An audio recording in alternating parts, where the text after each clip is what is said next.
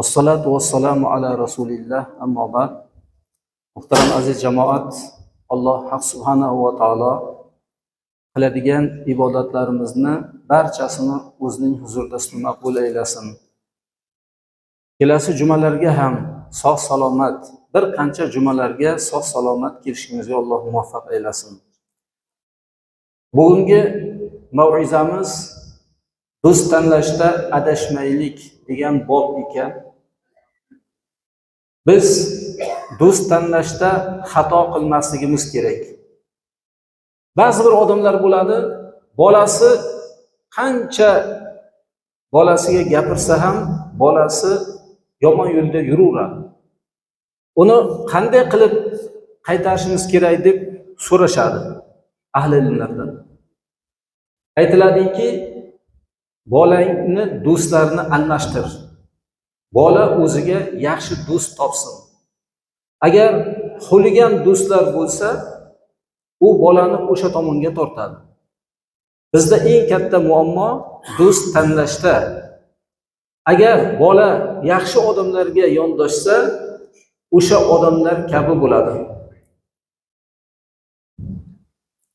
Payg'ambarimiz sollallohu alayhi vasallam ar-rajulu ala dini khalilihi falyanzur ahadukum man yukhalil dedilar. Kishi o'zining do'stining dinidadir.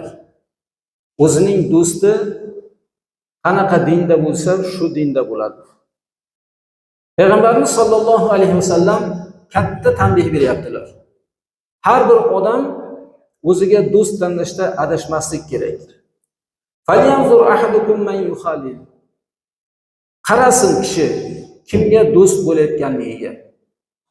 Agar namozxon odamlar namozxonlar bilan birga do'st bo'lsa, ular yo'ldan adashmaydilar.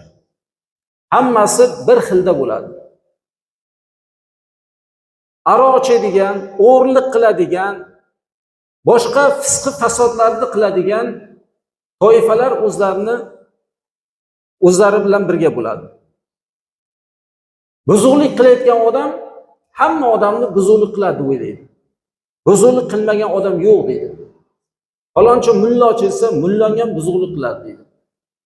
Chunki u buzuqlik bilan yurgan va uni hammani buzuq deb o'ylaydi. Yaxshi taqvodor odam hamma menga o'xshagan taqvodor bo'lsa kerak deb o'ylaydi.